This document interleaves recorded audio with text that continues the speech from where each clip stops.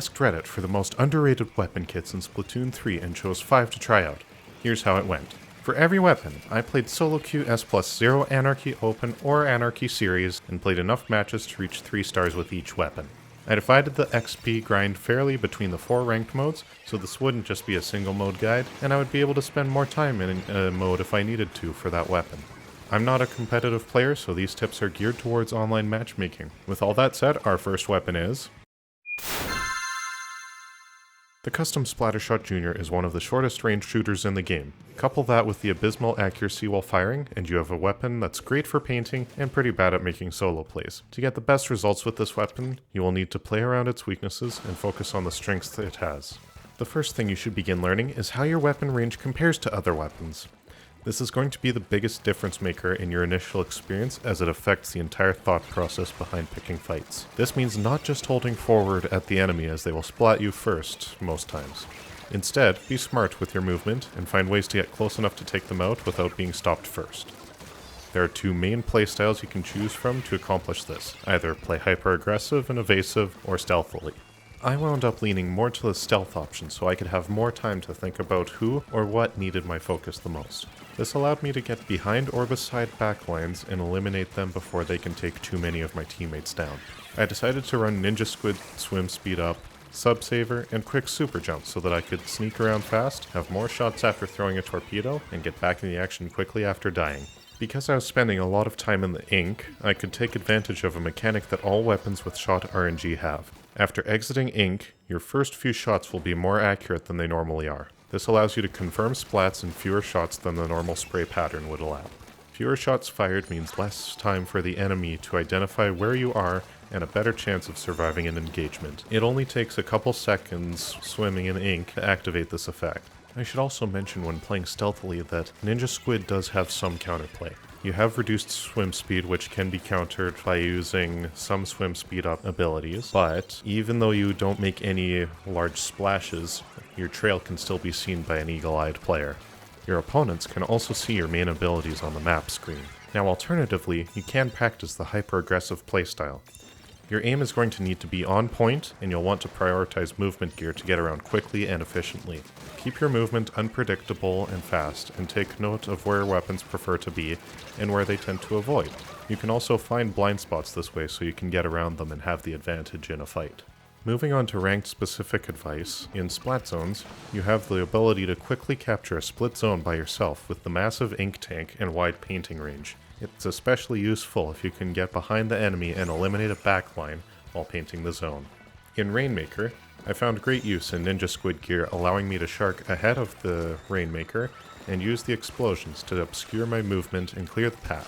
For tower control, if you need to play the objective, utilize your torpedoes to identify any enemies hiding in ink or around corners for your teammates. If someone else is riding the tower, play ahead of the tower and to the side of its path so you can catch opponents trying to clear and climb the tower. In Clam Blitz, you should play off angles that the opponents aren't expecting, as you can do a fair amount of damage to the opposing team and give a power clam carrier the opportunity to open the basket. If you are going to play this way, don't pick up too many clams, as building a power clam when you don't want to will reveal your location to everyone in the match. Now in contrast, the Anaki Splattershot Nova is one of the longest range shooters in the game, but it still has bad accuracy. The main strength of the Nova is its versatility and adaptability. While you can use the trick from earlier of popping out of the ink for better accuracy, you will be better off in most matches painting for shorter range weapons to get in and landing a couple hits on an opponent to make 2v1s. You can use the long range and low ink consumption to keep the battlefield in your team's color. Be aware of dualies though, as they can quickly close distance with their dodge rolls. As the Nova itself is not very good in combat, I decided to focus my gear on improving my inkjet. I used special power up to buff the damaging range of the inkjet, tenacity to build faster while my teammates are dead, and drop roller for safer landings as stealth jump doesn't affect the inkjet's recall point. I also used quick super jump and swim speed up to get back in fights quickly and move around faster. With the inkjet, you trade your paint capability for better offense with the range of an E-liter and a large blast radius. Do your best to hit the opponents directly, but a close indirect is still 50 damage and can combo for a splat. Inkstorm does prevent the combo, but most times damage that an opponent takes from standing in ink will still be enough to splat. Make sure you lead your shots if you are fighting solo, and take advantage of your range and verticality to get into hard to reach areas. You can also use the 50 damage hit to combo with many other weapons. Just remember that you are relatively slow and it's easy to get shot down by chargers, so use your squid form to make your position unpredictable. Positioning with the Nova is fairly simple. You want to play around the objective as much as you can. In tower control, you should either ride the tower or play near it. If you are close to getting inkjet, let someone else ride the tower so you can play other angles and let the tower advance. Use your ink mines to make the tower a death trap by placing them on opposite corners. In splat zones, your job will be to maintain the zones in your color. Let your teammates cover the main path to the zone and watch for potential flanks. Use ink mines to provide a buffer if an enemy does slip by. Just don't use inkjet in overtime if your teammates are dead, as you lose all painting capability. In Clan Blitz, stay patient as the Nova is not good at close quarters combat. Keep your distance and cover the battlefield so better fighting weapons can get in and clear the way. In Rainmaker, you can play around the Rainmaker providing chip damage, or you can play to the sides and split the enemy's attention between the objective and you. In both Rainmaker and Clan Blitz, use ink mines and choke points to detect and potentially damage targets trying to move the objective forward. Changing gears, the S-Blast 91 is a very unique blaster. Brand new to Splatoon 3 and bringing along its own dual mode mechanic, the S-Blast combines aspects of the range blaster and clash blaster into a single weapon. As with any blaster, your main goal is to prevent the opposing team from being able to contest your progress by splatting them quickly. In a similar vein to the previous weapons, you should know what your optimal range is and keep your opponents at that range. A general rule of thumb for blasters is, if you can't guarantee an indirect hit on an enemy in range, you are playing too close. While there are two ranges for the S-Blast, the better range will be the long range one, as it outranges many of the common weapons you will find. You also need to factor in the long end lag of blasters in general. If you miss a shot, you need to land a direct on your next shot, or move so that you can land a shot without letting them get close enough to trade. Sometimes you can't help it though, which is where the short range shot will come in. The significantly larger blast radius will allow you to cover most options that a shorter range weapon has when they try to close the distance. If you are going to land a direct hit on a live target, you need to lead your shots. You can practice on the training dummies in the lobby, but a better idea would be to get in a private battle with a friend and have them move around while you try to land a direct. You can also condition someone into moving into a shot by firing behind them and leading your next shot based on their swimming speed and direction. Next, let's talk about the burst combo. A large majority of the time, an indirect and a burst bomb will result in a splat. If you can only get the 25 damage hitbox of the burst bomb, you need to practice your aim more and lead your throw. I tend to use the burst bomb to finish a retreating enemy or to soften them up for a teammate. The burst bomb also has the arcing trajectory, allowing you to hit targets over a ledge when the long shot of the blaster would not. It's especially useful if you're trying to help a teammate who is on higher ground, like on Museum de Alfonsino. I also use this combo to guarantee I could eliminate an enemy who didn't know I was there. Throwing the bomb first, then firing, will almost always guarantee a splat, even if you only get an indirect. Just watch your ink consumption when using the bomb, as you don't get many shots after. The Booyah Bomb is a very simple special to use in concept. Charge it with your teammates and throw it. Very quick to use. The real trick is in where you throw it. You get a very large area that the enemies can't be in, which means you want to throw it in a choke point if they are trying to approach from spawn, or you want to throw it in their escape path if your team is chasing them. For tower control, you want to keep the enemies away from the tower and, ideally, out of play. Let your teammates ride the tower and watch your map for where an enemy could be approaching the tower from.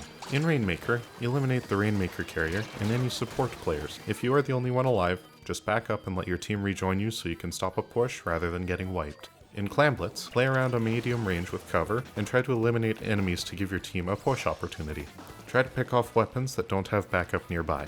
In Splat Zones, since you don't have the best painting capability with the main weapon, focus on eliminating the opponents. Use Booyah Bomb to retake the zone, or block off respawning opponents, and use Burst Bombs for paint. The gear I used had Swim Speed Up, Sub Saver, Intensify Action, and some ink resistance to give a little help when getting rushed down. The Splatoon Wiper Deco is a unique weapon. High mobility, consistently good paint, potential for a one-shot, consistent projectile spread, and a sub-weapon and special weapon that are good for allowing your team to join you for plays. Focusing on the Wiper itself, this is the part of the kit you will use most, as it is your only option for painting and fighting. You'll want to play either at your maximum range or up close to get the one-shot. Utilize cover when possible and dip back and forth to mix up your opponents. You can also jump slash from below a ledge to hit someone without giving them much chance to shoot back. Beacons have two functions. They provide a point to super jump to and show any nearby enemies on the map. The best areas to place them will be in areas enemies aren't likely to look and spots that have cover. The farther ahead you can place them, the better. Sub power-up affects the amount of time it takes to jump to a beacon, and by placing beacons further ahead and using sub power-up, you can get back in the action faster and generally safer than if you're going to jump to a teammate or swim back.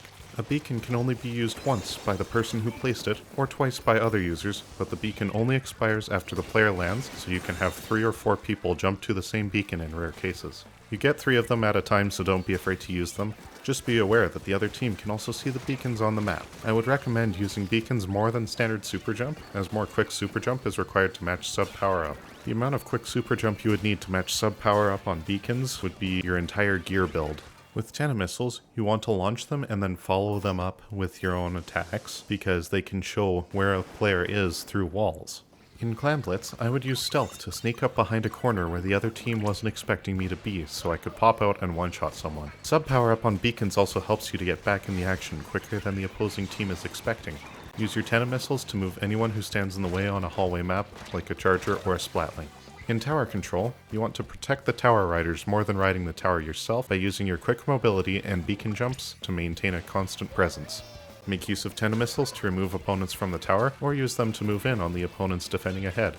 In Rainmaker, you should be focusing on giving your team an advantage by reducing the number of enemy players on the field. Use 10 missiles to flush out ambushes or enemies hiding around cover, and use beacons to quickly get to a defensive position. For splat zones, you can use your good paint output to help take the zone, and either play zone defense or switch to an ambush style. The key difference being preventing the zone from being flipped versus preventing the enemy from getting to the zone. For a split zone, you'll want to help keep it your color because of how quickly they can flip. Again, use missiles to move enemies out of the way, and use beacons to get back in the action quickly. The gear I ran had quick super jump, sub power up, and ninja squid so that I could have a similar jump speed to beacons or teammates and sneak around to where enemies aren't going to be looking. You can also run opening gambit for the mobility perks. I'm going to be honest here. As a long-range splatling enthusiast, I didn't know how much I would like mini splatling. I actually loved playing it. I went with a hyper-aggressive playstyle as recommended by user Ben Skylake. The most important part of your kit is going to be the mini splatling itself. With the damaging range slightly longer than the splatter shot, you will be outranged by a lot of weapons, not to mention that your feet will be painted while fighting.